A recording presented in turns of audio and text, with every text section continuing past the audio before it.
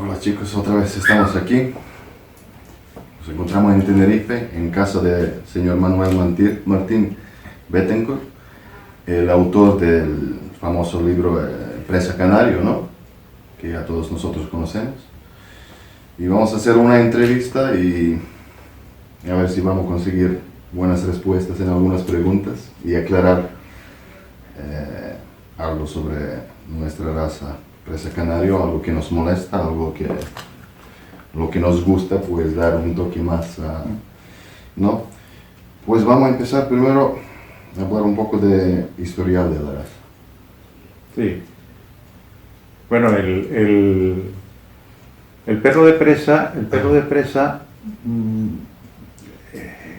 fue siempre un perro de intemperie, un perro campesino, puramente funcional, heterogéneo, desigual, que siempre estuvo en nuestros campos y sin que la gente se percatara de él.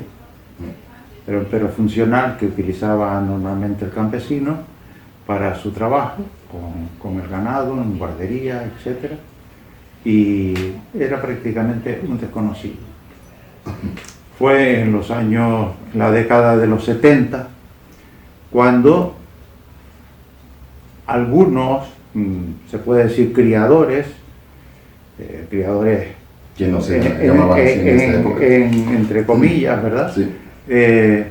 Comenzaron a fomentar la cría de este perro, pero con un desconocimiento total del concepto racial. Entonces,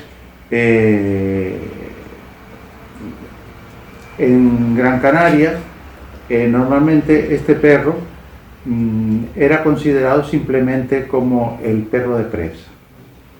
Simplemente el perro de presa. ¿De qué año hablamos? Estamos hablando de la década de los 70 del siglo pasado, pero aún antes, ¿no? Y en Tenerife, el que tenía un perro tipo presa, lo llamaba Verdino, y había un poco de confusión en esto de los nombres. Sí. Otros lo llamaban Bardino, otros lo llamaban perro basto, simplemente. Aquello de Verdino venía precisamente por el color de la capa, ¿no? Que al tener la influencia de la raza majorera, pues era normalmente atigrada y con esa tendencia verdosa, negruzca. Y luego existía también la capa leonada y entonces se le denominaba más bien perro basto. En Gran Canaria igualmente, ¿no? Había una coloración u otra, pero la denominación general era el perro de presa. Fue en la década de los 70 cuando determinados criadores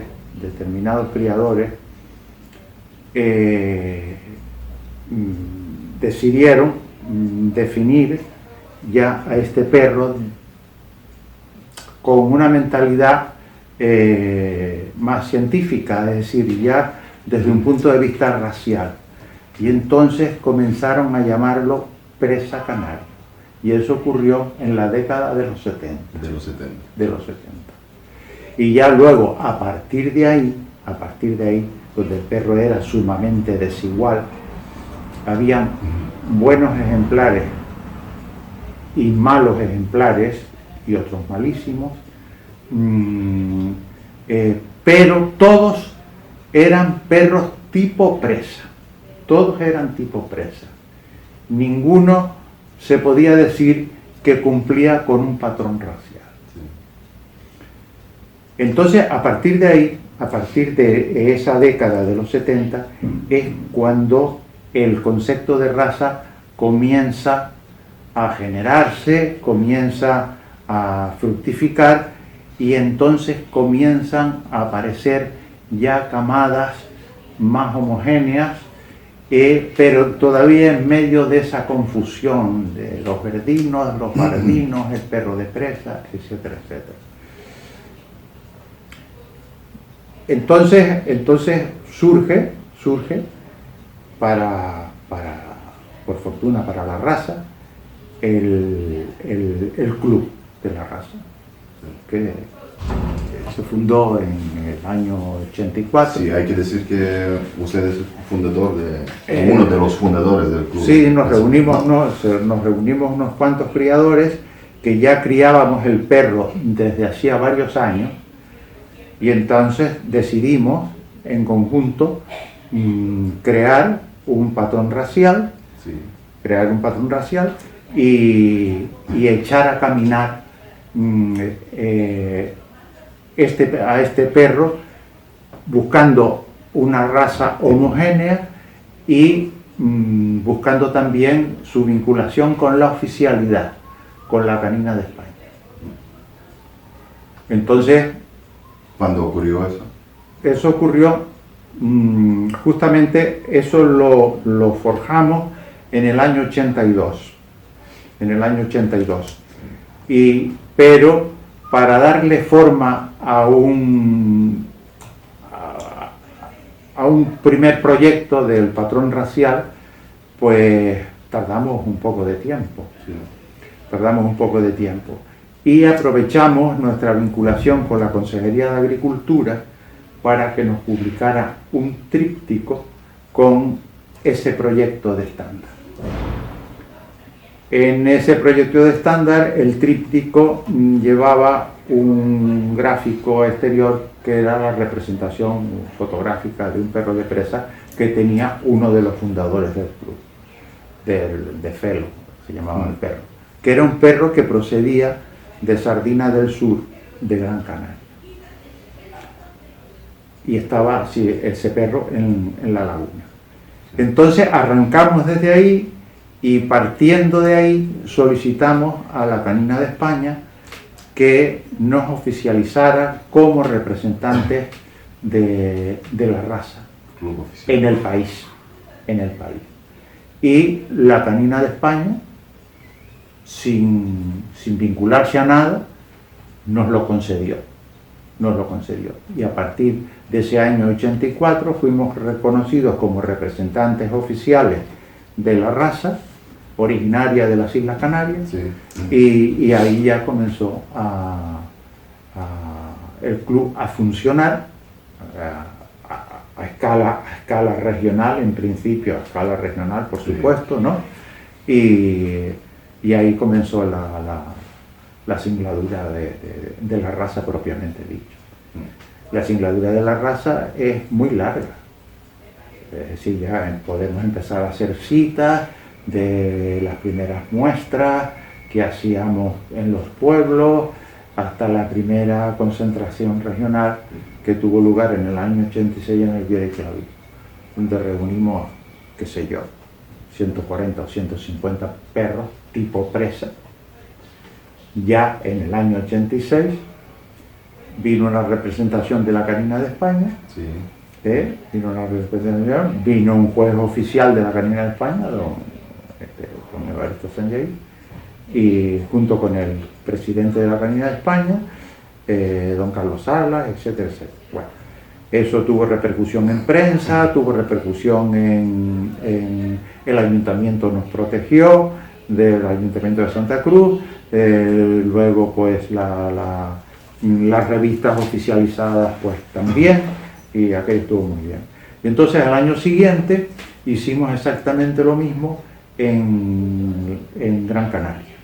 Hicimos la segunda muestra regional en el año 87 en Guía de Gran Canaria, donde no se reunieron tantos perros, pero hubo bastante calidad. Y allí, 87. Sí, en el año 87. Y allí se desplazado también una representación de la Canina de España, y aquello estuvo muy bien. Y bueno, ya de ahí se fueron dando los pasos que la Canina de España nos iba marcando, se iba criando con gran celeridad, salían muchas camadas, se seleccionaba mucho, y entonces comenzamos a confeccionar lo que sería más tarde el estándar oficial. Entonces yo recuerdo que yo estuve haciendo mediciones en Gran Canaria. Eso pasó en 89, ¿no? No, eso fue antes. Antes yo estuve haciendo mediciones en Gran Canaria con Francisco de la Paz. Estuvimos haciendo mediciones a muchísimas, lo mismo que aquí en Tenerife, donde fuimos obteniendo unas medias que luego nos supervisaba un veterinario colegiado, y de ahí fuimos confeccionando lo que después presentamos como proyecto de estándar para su aprobación por parte de la Canina de España. Luego hicimos una presentación que la hice yo en Cuéllar, allá en Segovia, coincidiendo con la raza española. Hice por primera vez, con asistencia del presidente del club y otros compañeros, hice una ponencia en Cuéllar donde expuse largamente la existencia inexcusable del presa canario como raza española, oriunda de las Islas Canarias. Y bueno, y a partir de ahí nuestra relación con la Canina de España era muy buena, y por fin en el año 89 se nos dio el reconocimiento oficial. El reconocimiento oficial fue muy laborioso, ¿no? Tanto es así que en ese año 89 no realizamos monográfica, la primera monográfica, sino la realizamos al año siguiente, al año 90, que la juzgué yo, la primera monográfica. Pero digo que fue como muy laborioso el reconocimiento de la raza, porque a raíz del reconocimiento de la raza hubo que hacer el primer registro de raza. El primer registro de raza. Y entonces el primer registro de raza fue Troya. Aquello fue Troya. Entonces estábamos en Las Palmas de Gran Canaria, estábamos el presidente de la Canina de España, don Valentín Álvarez, estaba yo, estaba don Carlos Salas, que no actuaba como juez sino como colaborador, y estaba el juez oficial, que entonces era un juez internacional de gran rango, que era don Evaristo Sanjay. Entonces se fueron presentando los perros para los registros iniciales, y bueno, se fueron registrando pues un centenar de perros aproximadamente, un centenar de perros de capas atigradas y leonadas. Nosotros en el proyecto de estándar, por supuesto, no contemplábamos, ni muchísimo menos, la capa negra, puesto que la capa negra en esta raza no existe. Pero habían perros negros. Ahora lo explicaré. La capa negra siempre se consideró como un claro índice de mestizaje, puesto que los perros de capa negra la habían adquirido por sus cruzamientos con mastines napolitanos negros o dogos alemanes negros. En esa época. Sí. No existía otro origen que ese, nada más. O sea, que el que cargaba la capa negra traía el mestizaje consigo. Eso, por supuesto. Eso no quiere decir que a lo mejor en otros colores no pudiera existir mestizaje. Eran perros tipo presa. No estamos hablando todavía de raza, sí, sí. Pero el negro era el clarísimo síntoma de mestizaje. Entonces, en Gran Canaria, pues había un criador, un honrado criador, que era un señor que era pastor o era cabrero o algo así, sí. Demetrio Trujillo se llamaba, o no me acuerdo, Demetrio se llamaba. Y este hombre tenía un perro de muy fuerte apariencia, de color negro, negro sólido, ¿no? Y ese perro tenía a su vez un hermano, que también era negro sólido. Ese negro sólido venía indudablemente no del mastín napolitano, venía del gran danés, venía del dogo alemán. Pero eran unos perros medianos, de apariencia muy severa, fuertes, no eran exagerados de proporciones, en absoluto, y bueno, esos perros originaron una serie de camadas, porque además estos señores eran peleadores, es decir, peleaban a los perros, y entonces en Gran Canaria siempre se tuvo muy valorado el coraje. Entonces esos perros fueron utilizados como sementales, Sí. que se llamaban el tinto y el moreno, los dos. Bueno, sus mismos hermanos. Entonces resulta que aparecen en el primer registro de raza una veintena de perros negros. Pero claro, esos perros negros se quedaron atrás. Sí. Pero los señores propietarios de los perros negros los llevaban a la traída. Y entonces, pues, cuando llegó prácticamente el final del registro y no le dábamos párvulo a los perros negros, entonces uno de esos propietarios, un tipo muy aguerrido, con su perro se adelantó y le espetó al juez: ¿y con esto qué hacemos? Y el juez: no, mire, es que no contemplamos en el estándar la capa negra, y ya se nos ha explicado cuál ha sido el motivo. Pero el individuo se puso agresivo y entonces los demás le siguieron. Entonces, ante esa amenaza, porque aquello era una amenaza, el presidente de la Canina de España estaba conmigo y no daba crédito a aquello. Pero claro, el juez se achantó, claro, y don Carlos Salas también se echó para atrás, hasta que me dijo el presidente de la Canina: pero Manuel, ¿esto qué es? Le digo: yo a esto no doy crédito, esto es inadmisible.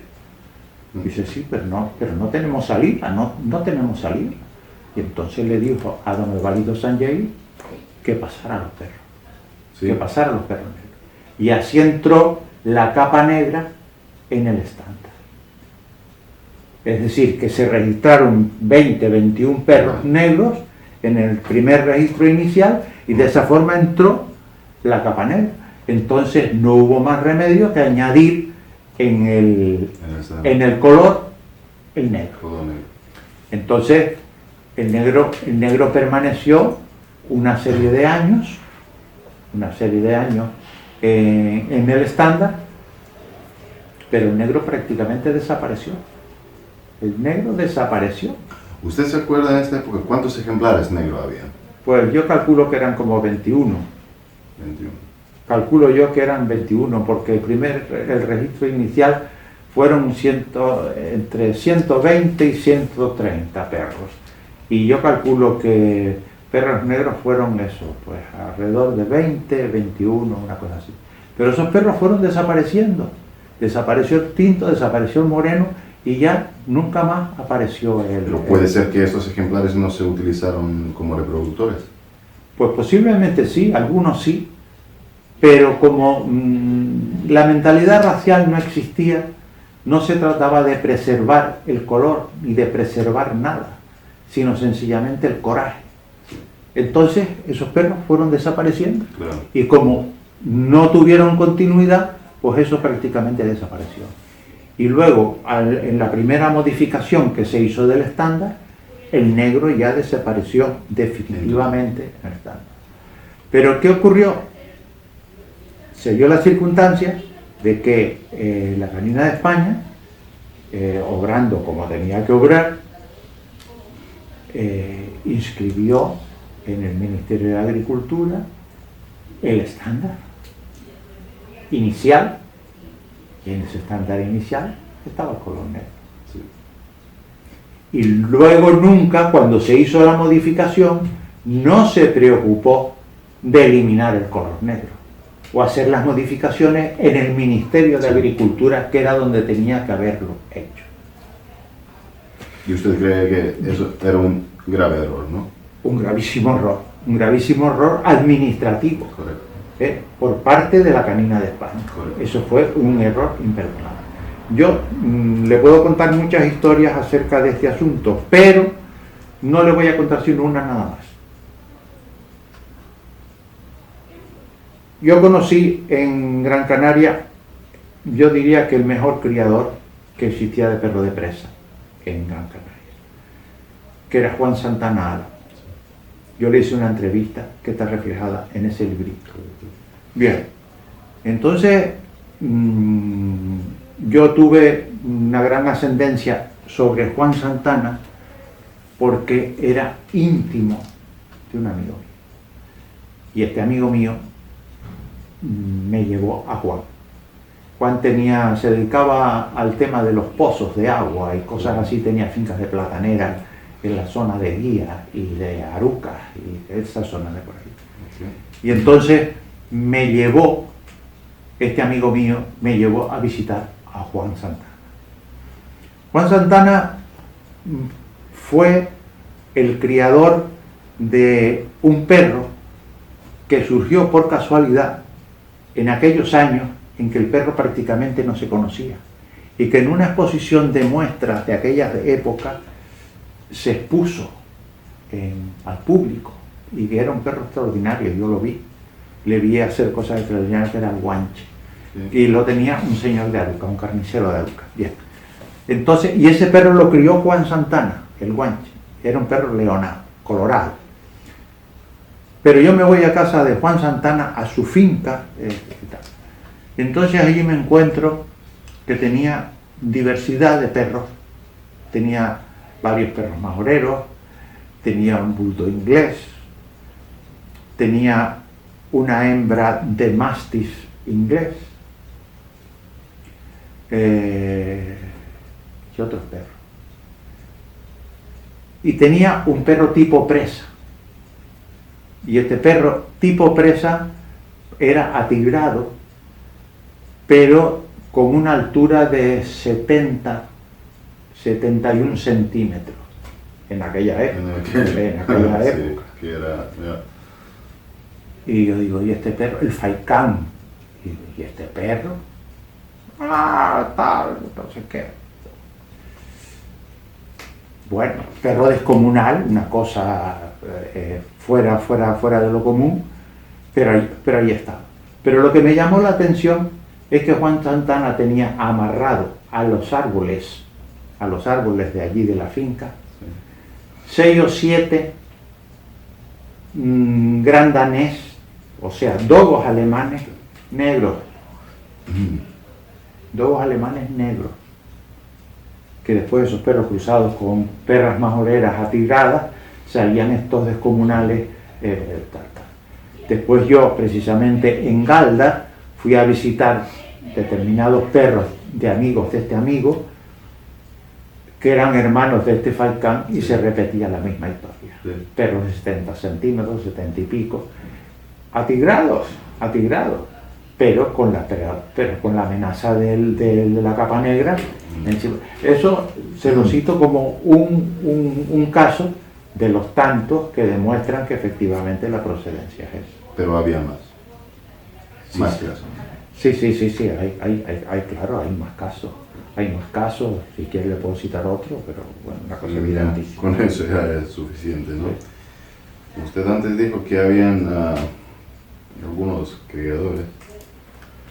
peleadores. Era muy popular la pelea en aquella época. Era popular la pelea como una costumbre que venía de tiempos atrás, como prácticamente atrás era un entretenimiento en la isla de Gran Canaria. Aquí en Tenerife raramente, pero en la isla de Gran Canaria era frecuente porque ten en cuenta que no existía ni radio ni televisión. La gente tenía que buscar divertimento. Y el divertimento era reunirse los domingos por las tardes y echar los perros a pelear. Estaban los gallos también, sí, y tal, sí. y estaban los perros. Pero esta actividad se desarrollaba especialmente en Gran Canaria y como divertimento. Después, más tarde, ya el divertimento se fue convirtiendo en algo más serio. Y entonces ya las peleas eran algo más comprometido. Algo más comprometido. Y bueno, se criaban los perros prácticamente buscando el coraje por encima de todo. Por encima de todo. Yo recuerdo que en uno de los muchos registros de raza que yo tuve que hacer en Gran Canaria, en uno concretamente que hizo este juez que les cité antes también, don Evaristo Sanjay, Sí. recuerdo que se presentó un perro blanco y el perro venía malherido. Y claro, cuando el juez vio aquello, le preguntó al propietario, al que yo conocía, ¿y esto qué es? Le dijo, señor juez, este es el auténtico luchador canario. Y claro, que es una cosa disparatada, una cosa de locos, ¿no? Una cosa de locos. Pero esas cosas en esos tiempos pues se daban. Sí, Se daban. en esta época sí. No he hablado de capa negra, pero ahora hay alguna gente que cuentan que sería bien ideal volver manchas blancas. Encima, máscara blanca. ¿Qué opinan ustedes?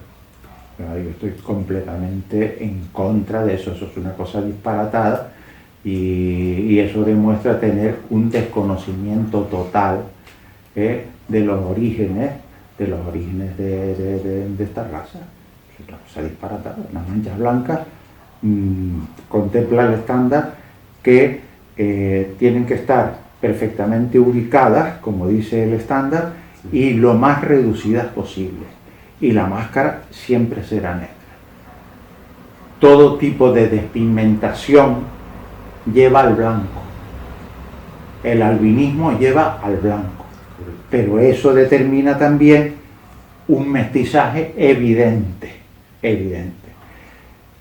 Entonces, ¿qué ocurre? Que en cuanto la mancha blanca se extiende, entonces el perro ya no es atigrado o leonado, sino es parcheado. Es parcheado. Y ya no digamos si vamos ya a contemplar ese tipo de perro, porque entonces estamos contemplando un perro como si dijéramos en tecnicolor, es decir, una cosa que uno no tiene sino que mirar las razas molosoides y te das cuenta de que el Bull Mastiff tiene esta capa y esta capa. El mastín napolitano tiene esta capa y esta capa. El fila brasileiro tiene esta capa y esta capa. Pero en ninguno se produce estos colores disparatados, sino en todas las razas molosoides existe en el color lo que se llama una armonía. Una armonía, tiene que existir una armonía. Entonces, yo no te digo que, por ejemplo, en el mastín napolitano puedes encontrar la capa negra, la capa gris, marrón también. Puedes encontrar la capa caoba y puedes encontrar otro tipo de gris, puedes encontrar dos tipos de gris y puedes encontrar inclusive el atigrado. También. Pero siempre dentro de una armonía. Correcto. Pero no vas a encontrar ningún mastín napolitano con una mancha en un costado, con una máscara blanca que tiende al albinismo, a la despigmentación. Por supuesto que no, yo estoy totalmente en contra de eso. todo lo que se salga del estándar, que me parece que el estándar actual es un estándar que está muy bien explicado, muy bien explicado. Uno podrá tener sus peros, pero que está muy bien explicado y que cualquiera lo puede comprender. Y eso es el problema con el estándar, porque el estándar podemos entender de usted de su forma, yo de mi forma y cada de nosotros.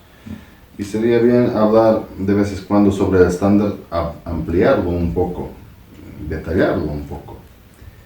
Si no os molesta, podéis hablar un poco de estándar de escenario.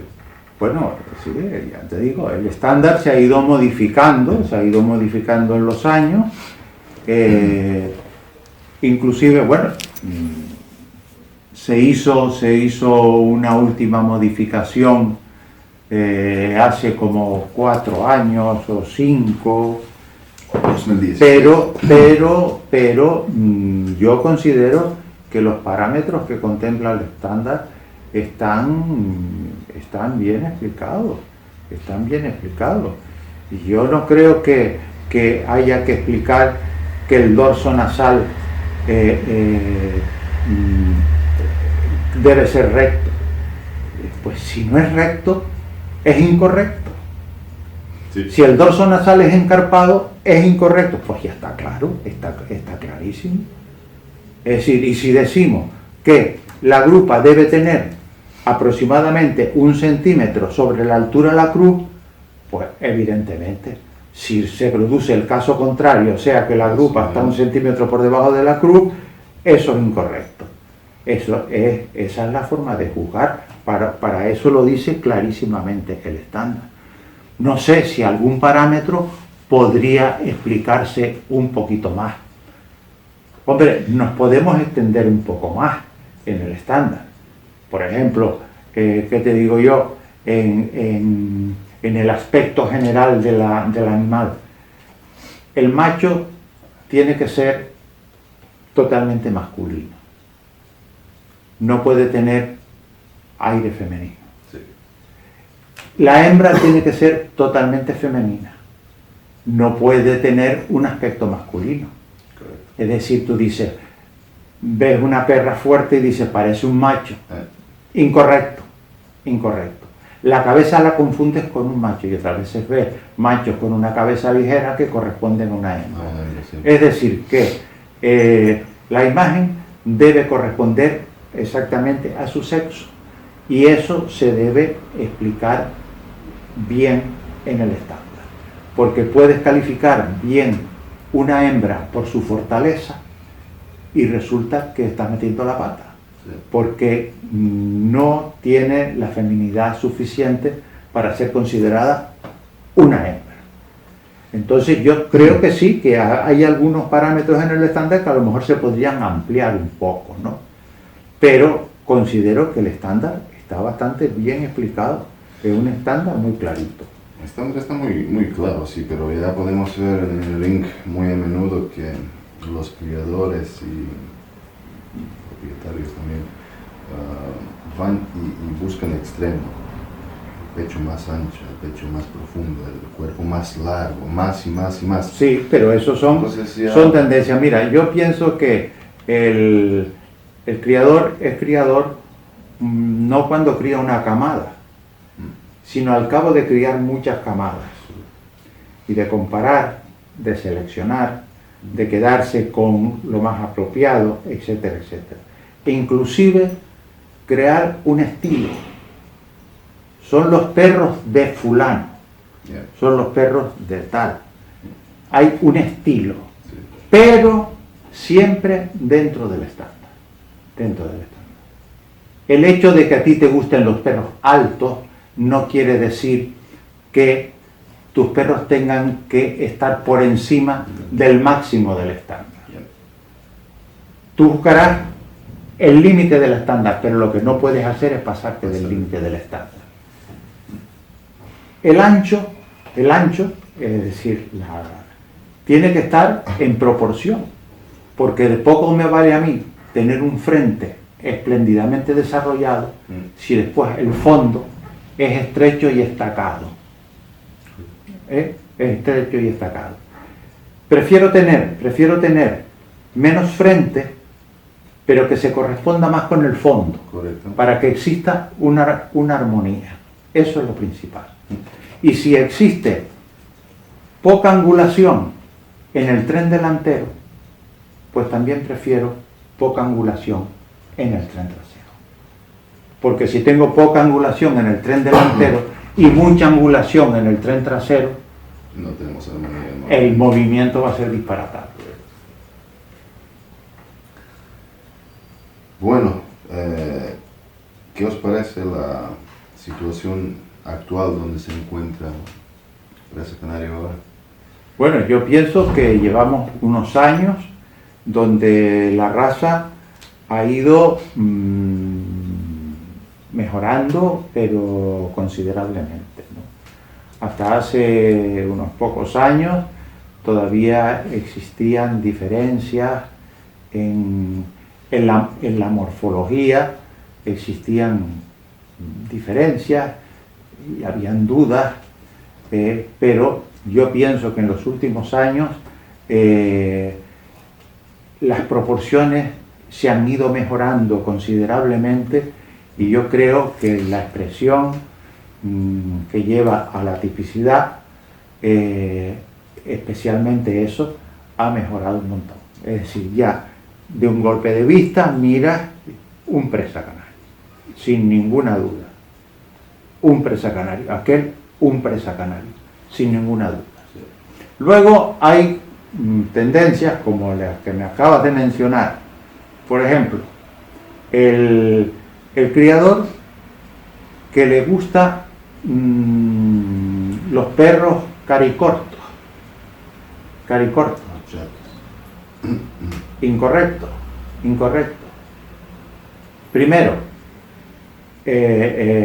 eso ya desvirtúa un tanto la expresión y afecta la tipicidad. Y lo principal en la raza es la tipicidad.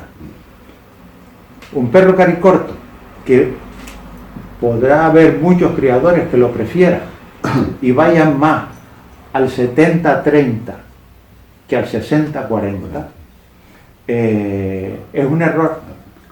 ¿Por qué?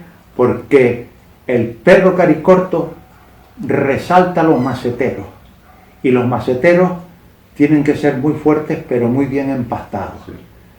De manera que al tú acortar la cara, al acortar el hocico, indudablemente la cabeza ensancha, sobre todo en la zona de los temporales maceteros, y indudablemente, aunque no pierda totalmente la tipicidad, pero sí la tipicidad queda afectada. Una cosa, porque tenemos que pensar en ello también. Nos falta luz un poco aquí, si podemos encender la luz, por favor, y vamos a seguir.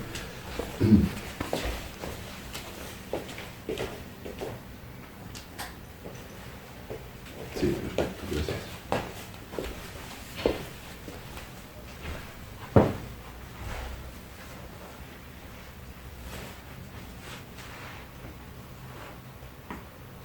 ¿Y tendencias actuales con respecto a volumen, talla en general? Bueno, concretamente yo puedo dar una opinión totalmente personal, Y es que, mira, cuando se creó el estándar, se pensó exactamente en cómo debía ser este perro. Este perro es un medio líneo, es decir, que es un perro que es medio en todas sus proporciones, ¿Y a qué lleva eso? Pues a ser un perro funcional, a ser un perro con una notable movilidad, sin pesantez, a pesar de su aspecto masivo, pero sin pesantez. Entonces, en la última modificación del estándar se aumentó 1 centímetro en la talla. Entonces, pero claro, el estándar a su vez contempla que puede haber una pequeña diferencia en los mínimos y en los máximos de 1 centímetro a su vez. Es decir, que al centímetro que se le añadió en la última modificación, añadimos un centímetro de gracia. Pero ¿eso qué ocurre? Que un perro que puede llegar a los 66 o 67 centímetros de alzada, se te puede convertir en el ring en un perro de 69. Y hay veces que de 70. Y ahí sí que no paso. Sí. Ahí sí que no paso. ¿Por qué? Porque un perro, primero, de esas dimensiones, carece, o por lo menos reduce muchísimo su movilidad. Es decir, es un perro mucho menos funcional. Y segundo, que el formato del perro ya no corresponde al presa canario, sino corresponde a otro tipo de molosoide, como puede ser el bull mastiff o puede ser el mastín napolitano. Es decir, estamos hablando ya de perros que cumplen ya rozando los 70 centímetros, ese tipo de raza. Sí. Y con eso hay que tener cuidado, porque ya tenemos precisamente en España ejemplos de que eso no se debe ser, porque por ejemplo el alano español, que en su momento no debía rebasar los 58 centímetros de máxima alzada, se está metiendo en los 65. Sí. ¿Qué ocurre? Que eso se ha metido en un formato que no es el suyo, y es un perro de unas dimensiones que no corresponde al perro que originariamente tendría que ser. Y nosotros, con el tema de la talla, tenemos que tener mucho cuidado. Nosotros no podemos pasar de esa talla que establecimos desde el principio, que es una talla ideal, de los 65 con una gracia de 1 centímetro. Ahí tenemos perros de sobra. Sí, un perro funcional, un perro medio, un perro armonioso, pero no llegar a ese tipo de gigantismo, que lo único que hace es que el perro pierde movilidad y pierde funcionalidad. Totalmente. Sí. Luego está el tema del volumen. El tema del volumen es una cosa que desgraciadamente a muchos jueces le impresiona. Sí. Y eso lleva pues una carga consigo, ¿no? Sí. Y es que hay muchos jueces, con todo mi respeto, que juzgan más por volumen que por tipicidad. Entonces le impresiona un cuerpo voluminoso, una formidable estructura, un buen movimiento, muchos huesos, mucha sustancia, pero eso no es todo. Eso no es todo. La tipicidad es primero. Sí. Es decir, tú a mí me das un perro de cuerpo deficiente, sí, pero con una buena cabeza, y yo te lo elijo a ese otro. ¿Por qué?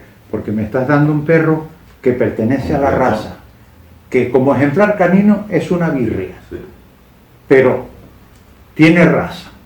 El otro no tiene raza, el otro tiene volumen, sí, y como ejemplar canino puede ser un ejemplar importante, pero no tiene la tipicidad que se exige en nuestra raza. Sí, eso era mi siguiente pregunta también. Usted lee mi pensamiento, entonces ya respondió. No, claro. Eso quería preguntar sobre errores que notan en los jueces y en qué debería prestar más atención para craso en esto de los juicios. Mira, el juez es un personaje que debe elegirse siempre en un criador con experiencia, que haya fracasado muchas veces, sí, que haya ganado muchas veces, si es posible que haya hecho algún campeón, que tenga alguna saga importante, sí, Y sobre esa experiencia es de donde debe surgir el juez. Porque si no, el juez nunca sabrá lo que es expresión. Correcto. Nunca sabrá lo que es expresión. Yo no soy juez por presentarme a un examen y aprobar. ¿Y qué me exigen en el examen? Conocer el estándar. Pues muy bien. Tengo buena memoria y me sé el estándar de memoria. ¿Y qué? Pero luego veo al perro y no sé cómo juzgarlo. ¿Cumple, no cumple? No lo sé. ¿Por qué? Porque no tiene experiencia como criador. Al no tener experiencia como criador, y yo veo que hay gente, yo simplemente he sido siempre fui juez de presa canal, nada más, porque yo considero que el meterme con otras razas exige un conocimiento profundo de esa raza. Y si yo no soy criador de esa raza, yo nunca podré tener un conocimiento profundo de esa raza. Y yo veo que la gente, pues de esto, de lo otro, de lo otro, de lo otro, de lo otro, de lo otro. Sí, normalmente... Entonces, y claro, y lo que no podemos evitar es que el juicio del juez es siempre subjetivo. Es siempre subjetivo. Es decir, su opinión personal sobre la raza, eso no lo puedes evitar. Correcto. Y tú no puedes establecer una norma para juzgar. Ni puedes juzgar por ordenador. Claro que no. Eso último lo que dijo usted, lo vemos mucho en los jueces all around, que no son especialistas, que cometen muchos errores. Claro, son oficiales de todo y maestros de nada. Sí. ¿Por qué? Porque, oiga, usted es criador de mastín del Pirineo, pues fantástico, usted es un fantástico juez de mastín del Pirineo, pero oiga, no me venga a juzgar el cazador de osos de Carelia, Correcto. porque usted de eso no tiene ni zorra idea, Sí. pero como usted tiene el título, lo juzga. Sí. ¿Y por qué surge este tipo de juez? Pues sencillamente porque a las caninas le Sí, conviene. encima este tipo de jueces podemos ver en otros países fuera de España, donde la raza no es tan popular, donde no conocen muy bien presa canario. Y podemos ver muy a menudo que ejemplares que no deberían ganar mixtamente ganan mejor de raza, mejor del grupo. Y presentan raza presa canario como un típico ejemplar. Ya. Por otro Y lado, claro, después te encuentras con ejemplares que de típicos no tienen nada, sino sencillamente fue el capricho del juez que le gustó y bueno. Sí. Y como sus conocimientos como criador son deficientes, pues claro, Sí. ese es el tema. Si usted puede parar el tiempo y volver en aquella época, ¿qué cambiaría en esta raza?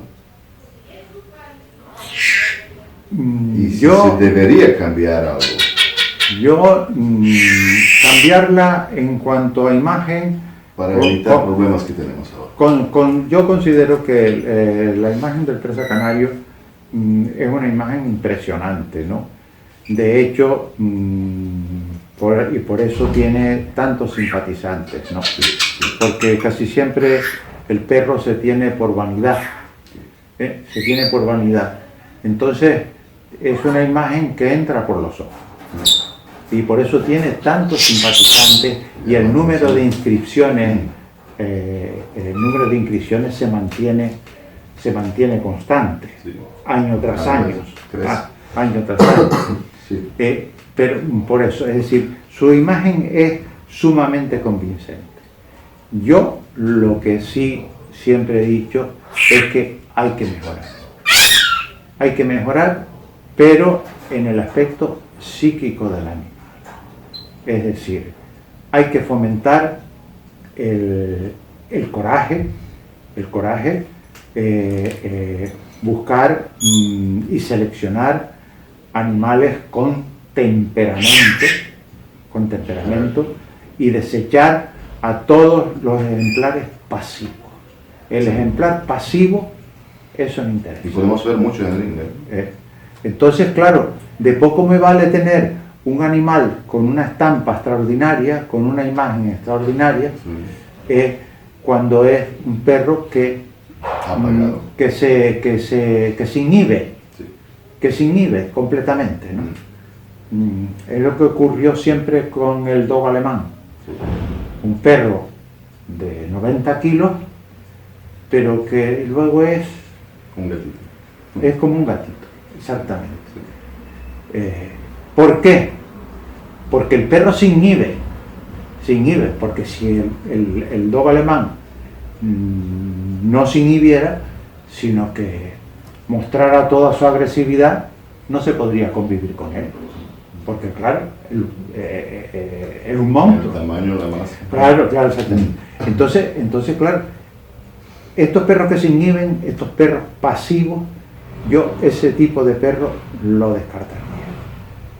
Yo seleccionaría siempre sobre el animal con temperamento y con decisión.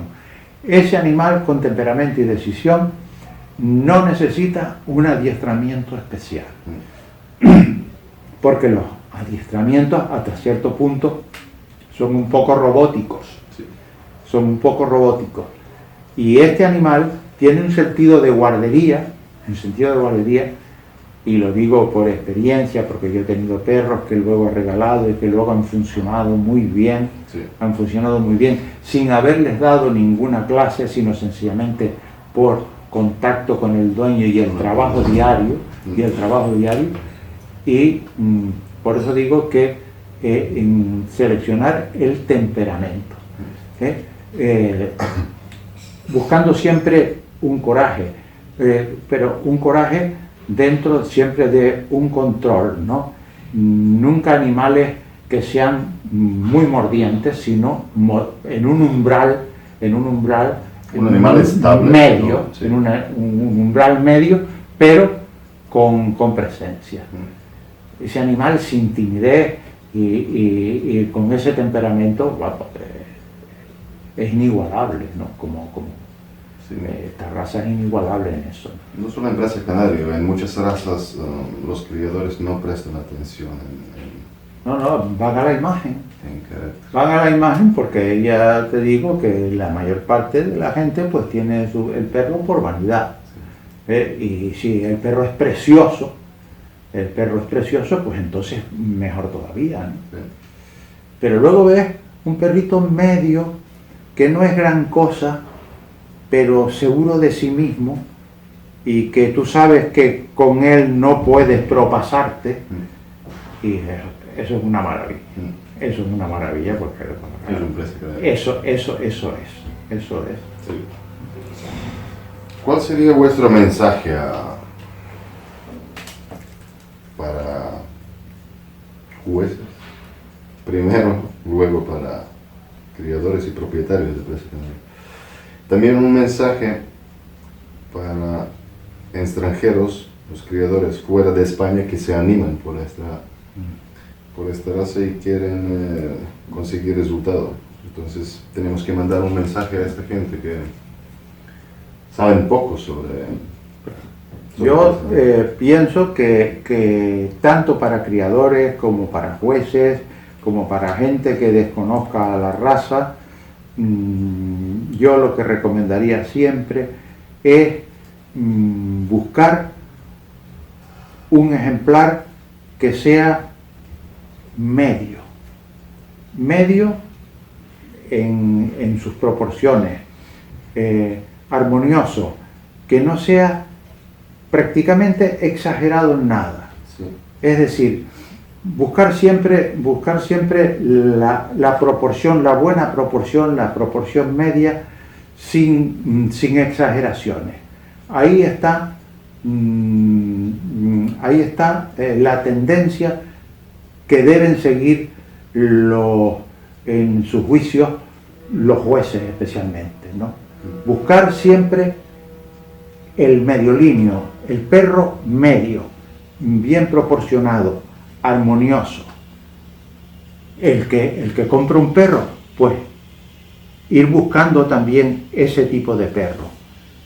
El criador que ve que sus perros están pasándose de talla o que se están apetizando demasiado, pues ir tratando de que en los cruzamientos se vayan compensando esos defectos hasta conseguir esa proporción media que es la ideal. Yo he visto aquí en la monográfica y en alguna especial ya alguna tendencia en jueces buscando ese perro medio, huyendo del perro espectacular, yendo al perro medio que cumple perfectamente el estándar. Ese es el perro. Y si además de eso, pues tiene temperamento. Entonces sería ideal, ¿no? ¿Qué usted no soporta en el ring? ¿Qué no aguanta? ¿Qué le molesta mucho? Bueno, en el ring normalmente todo el mundo se comporta en la medida de sus conocimientos, ¿no? Hombre, si el perro no va a la izquierda, si el perro no es capaz de trotar, si el dueño no es capaz de presentarlo medianamente bien,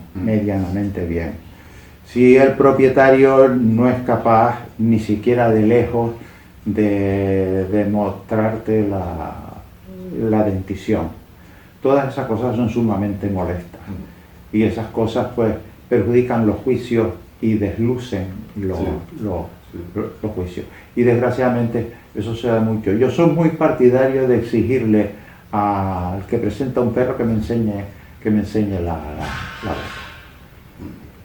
Si no sabe, le digo cómo debe hacerlo, pero intento que la gente se involucre y que lo haga, porque hay mucha gente que pasa y que el juez se la no. Pero yo procuro, en la medida que puedo, o he podido, de que la gente intervenga, que sepa colocar el perro, que sepa llevarlo a la izquierda, que se adelante al perro en el movimiento y en el trote para que el perro lo siga. Son una serie de cosas elementales que mejoran el juicio, sí, o que lo desmejoran. Sí. ¿Y la cosa que le gusta más? Encontrarme un buen perro. Un buen perro, ¿no? Claro. La respuesta fácil, ¿no? Sí. ¿Cómo ve calidad de presa canario fuera de Islas Canarias y en general fuera de España? Bueno, he visto ejemplares que me han sorprendido mucho, para ser ejemplares que quizás han nacido o se han criado fuera de España. Y también he visto, en su mayor parte, ejemplares que no llegan a los mínimos. Pero es cierto que he visto ejemplares venidos de fuera de España de altísima calidad.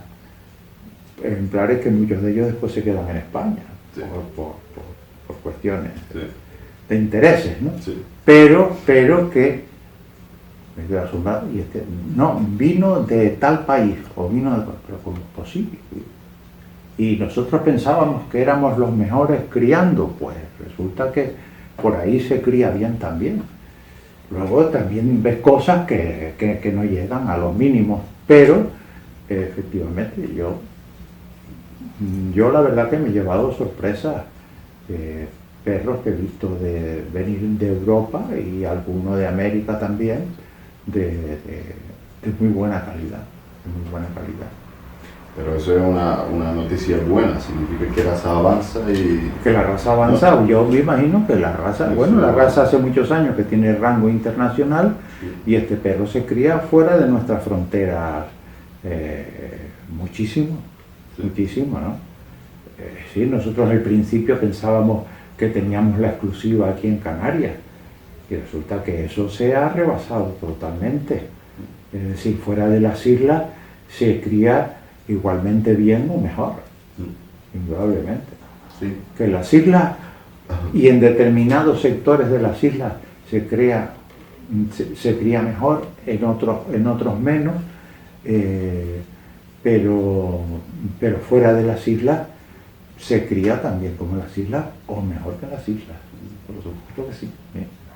En la última monográfica que hemos tenido, y no solo última monográfica, sino últimos concursos también, vemos que tenemos mejor calidad de las hembras que machos. ¿Hay algún fallo? Bueno, en trabajo de los no, mira, la cría presenta a veces altibajos, y hay periodos de tiempo donde el ring de hembras desciende un montón y el ring de machos es un ring muy espectacular. Y hay otros ciclos en que las hembras superan a los machos,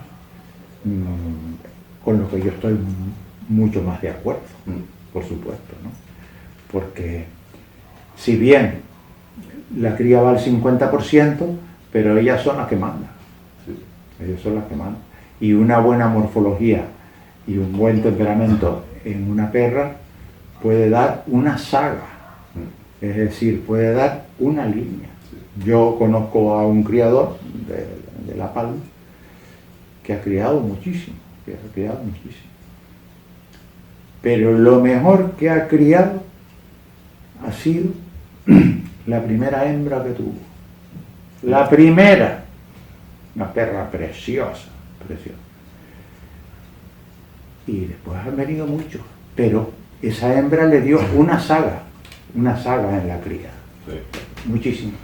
Pero esa hembra, ser una hembra, pero casi perfecta, esa le dio origen. Por eso me alegra mucho que el nivel de las hembras esté bien o esté muy bien. Uno por aquello del espectáculo, o depende también de quien lo juzgue, porque las hembras las juzga un juez, los machos los juzga otro juez, y tal, y depende. Pues muchas veces va uno a ver los machos, porque muchas veces te sorprenden por lo espléndido, lo espectacular del ring, pero indudablemente un buen ring de hembra, si los ponemos, es mucho mejor.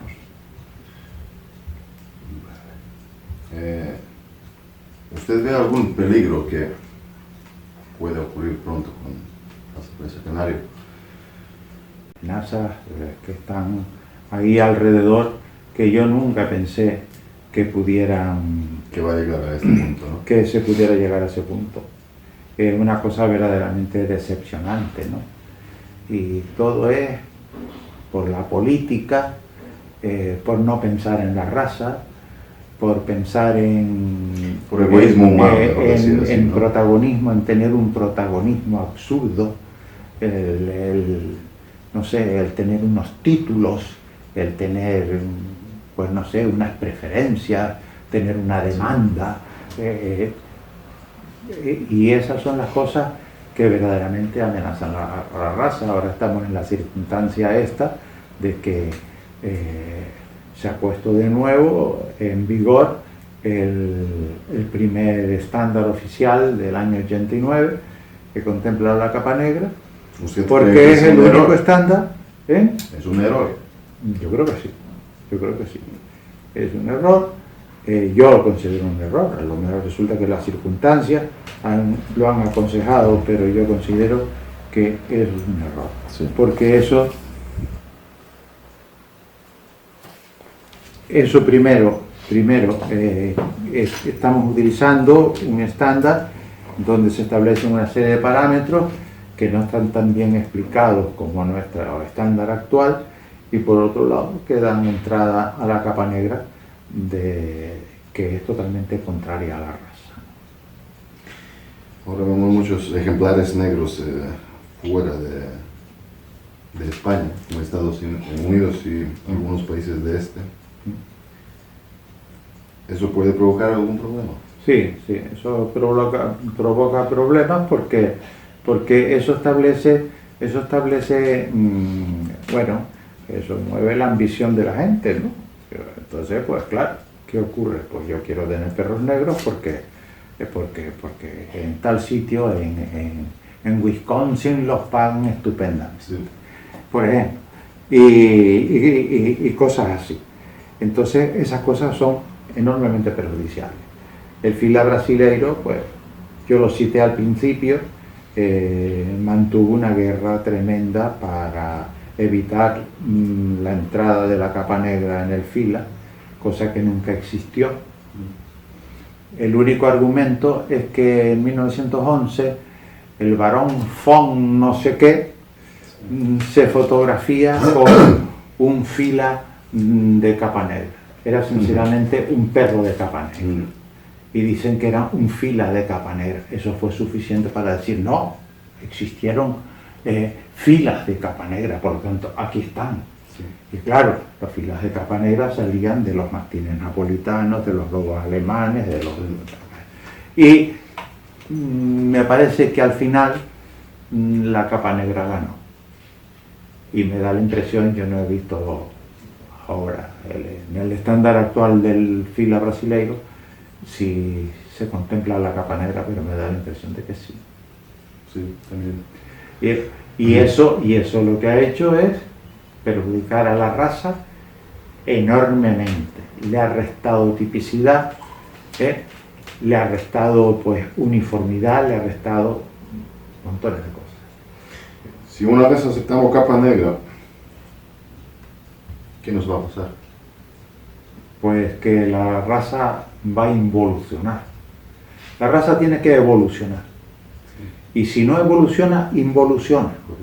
Y si involuciona, volvemos al principio. Volvemos al principio. Es decir, que los 30 años de labor que ha costado sacar prácticamente de la nada a este perro y convertirlo en un grupo étnico y luego en una raza, lo vamos a perder. Lo vamos a perder porque vamos a meter mestizaje, no por jeringuilla, sino por tubo. Correcto. Por tubo. Ese es el problema. Ese es el problema. Entonces, el dichoso estándar este del demonio, que debió cambiarse en el momento de la modificación, parece que se ha instaurado de nuevo y claro, esto no sabemos las consecuencias que puede traer para la raza. Y esta Pero nueva... buenas no serán. No, claro que no. Tema de hacer y empezar a hacer ADN en los ejemplares para demostrar ¿qué os parece? Sí. Bueno, lo del ADN y la displasia de cadera, etcétera, etcétera, es una cosa que ya en la mayor parte de las razas molosoides está establecido de forma obligatoria. Sí. Y nosotros tendríamos que estar haciendo ya la radiografía de displasia de cadera, por supuesto, de forma obligatoria para los que quieran criar o los que quieran inscribir su camada. Sí. Y lo mismo es el tema del ADN. Por supuesto que sí. El tema del ADN determina una serie de cosas que por otro lado se pueden trampear, ¿no?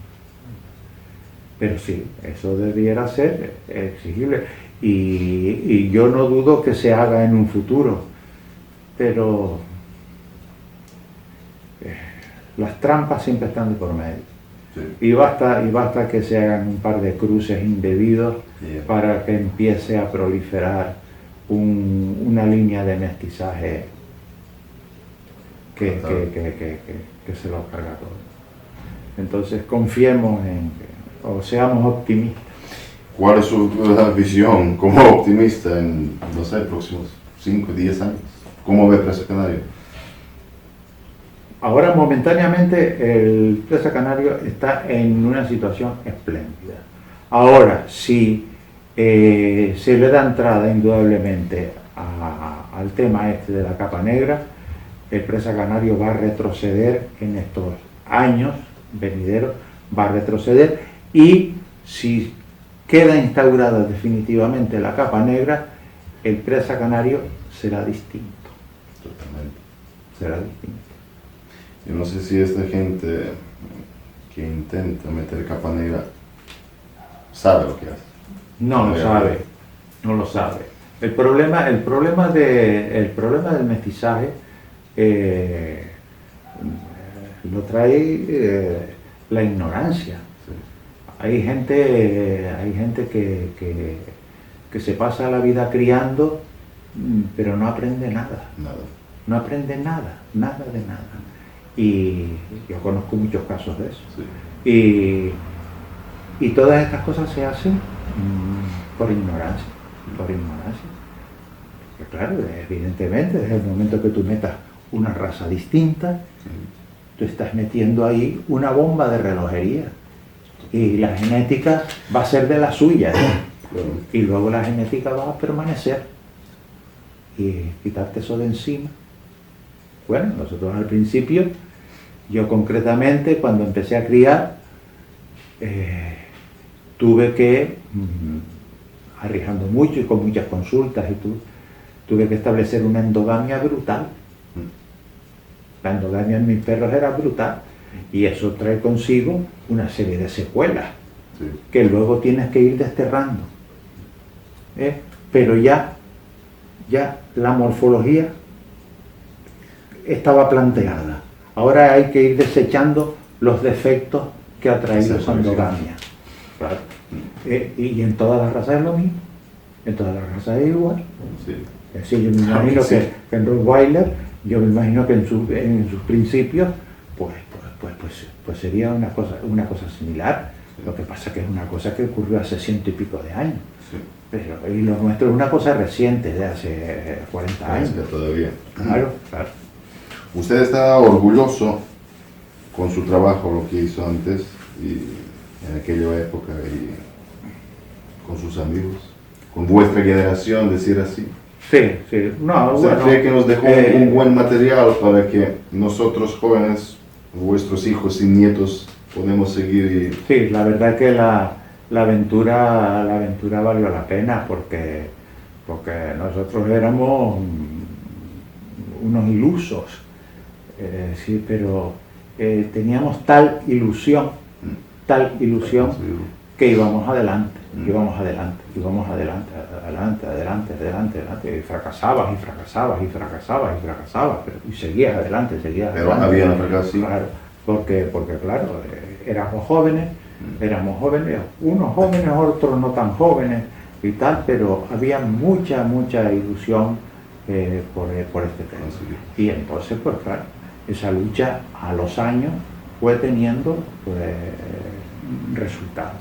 Y además, como la raza es tan espectacular, tiene una imagen preciosa, es una cosa que te estimula, ¿no? Sí.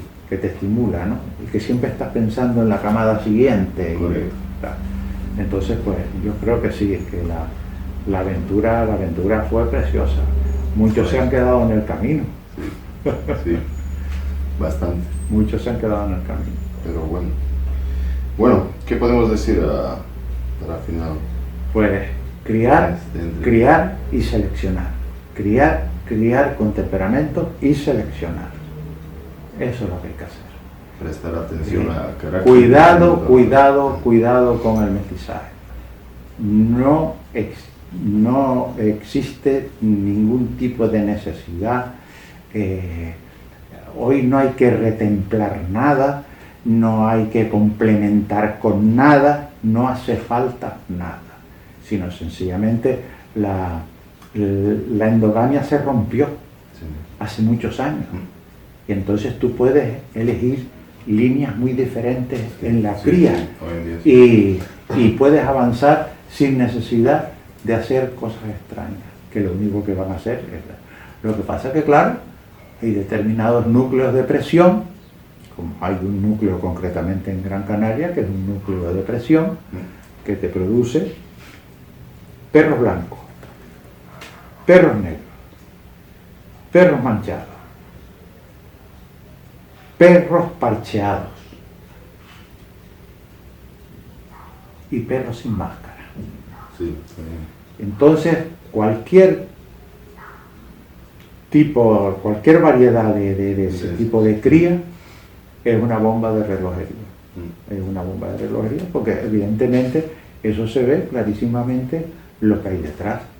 Y lo que hay detrás, antes se decía, no, porque eso tiene de Dog alemán, eso tiene de mastín napolitano, eso tiene de Bull Terrier blanco inglés. Sí. Ahora hay que contar otros más. Y eso, Seguro. y entonces, ahí está lo peligroso. Dos más, sí. ¿Y qué se va buscando con eso? El super perro. No. No. El super perro, el exhibir el super perro, si el super perro ya no lo puedes llevar por la calle, no te lo permite. No. Es absurdo, ¿no? Sí. La cría se hace bien aquí, se hace bien en La Palma, se hace muy bien en Gran Canaria, que en Gran Canaria siempre se crió de forma así alocada, heterogénea Sí. y tal cual, y sin embargo hay núcleos de criadores en Gran Canaria que chapó. Así que... Bueno, última pregunta. Sobre el nombre de Presa Canario. ¿Es verdad que Isla lleva el nombre Islas Canarias gracias a los perros? ¿O no? Bueno, eso es algo, es una teoría, siempre se dijo aquella mención que se hacía de cuando al rey Juba de Mauritania o no sé qué se le presentaron unos mastines de extraña grandeza y magnitud, pero ¿dónde estaban esos grandes mastines de extraña grandeza y magnitud en Canarias? Es decir, el perro era pequeño, Lo que pasa es que aquí vinieron verdaderas avalanchas de perros de presa de España, de perros de pastoreo de España, que fueron quedando en las islas desde siglos atrás, y eso fueron haciendo, fueron la causa de que surgiera un perro de pastoreo en Fuerteventura, el perro majorero, perro extraordinario, y que fueran apareciendo perros. En Gran Canaria había un perro que era de mayor fortaleza que el perro majorero, que era el perro que también existía aquí, que posiblemente ya era a lo mejor cruzamiento de alanos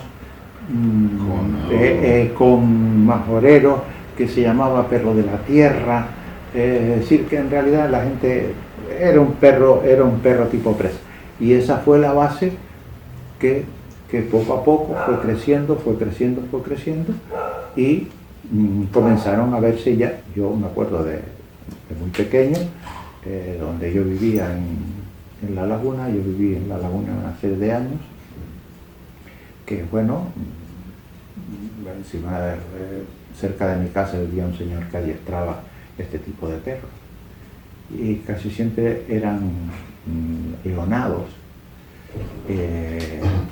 Luego, una familia mía en plena laguna tenía un perro atigrado y con manchas blancas. Un amigo artista tenía un perro totalmente atigrado y muy fuerte, desiguales, pero esa era la amalgama que dio origen después a todo esto. Ya luego comenzaron a venir a las islas, como tú sabes, razas internacionales, como fue el boxer, el bull terrier, el bulldog, el mastín napolitano, el bull mastiff, etcétera, etcétera. Sí. Bueno, yo inicialmente cuando yo empecé con los perros, yo llevaba 3 años, una cosa así, criando, y un amigo me volvió loco. Un amigo que era criador de borzoi y de galgos afganos. Me volvió loco y a mí me entusiasmaba el dogo de Burdeos. Sí. Y entonces la primera camada de dogo de Burdeos que apareció en España fue mía. La primera camada de dogo de Burdeos. Pero la gente no sabía qué perro era. Lo confundía con boxer. Sí. Y entonces ya no tuve más camadas. Mi macho, que era un macho extraordinario, pero extraordinario. Además, un perro de una ferocidad tremendo, ¿no? Y se me murió a los 2 años, una cosa así, por un accidente. Y luego la hembra ya no la puse a criar más. Y me quedé una pareja descendiente de estos que se los regalé a unos criadores de dogos de Burdeos de la península. Por supuesto, hubo quien me acusó de que yo utilicé los dogos de Burdeos para... Y eso es mentira. Pero no era así. No, eso no es así. Nunca fue así. Los dogos de Burdeos eran dogos de Burdeos y punto. Sí. Pero esas cosas y ese tipo de acusaciones son inevitables en una época Sí. convulsa Claro, como esa. claro. Sí. Sin eso no. Pero bueno. Pues nada, Pues ¿qué listo. podemos decir? Nada más. Pues nada, que todo... Agradecerle mucho por aceptar. Estoy a disposición. Todo en cuanto a este asunto es una cosa que siempre me ha entusiasmado y que me sigue entusiasmando. Lo que pasa es que yo ya prácticamente no juzgo, porque ya me resulta como muy cansado, ¿no? Me exige mucho, ¿no?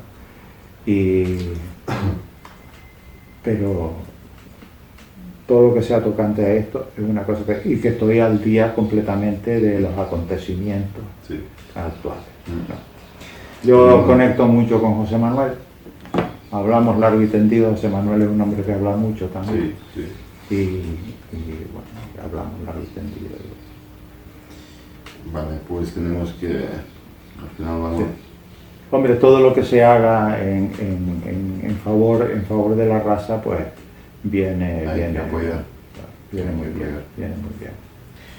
Vamos a decir a nuestros amigos, si alguien quiere pedir su libro, ¿dónde lo pueden encontrar? Pues el club. Contactar el club, ¿no? El club, sí, porque yo este libro lo escribí y se lo doné al club, ¿no? al club. Y el club es el que tiene existencias todavía de este libro, por si alguien lo quiere.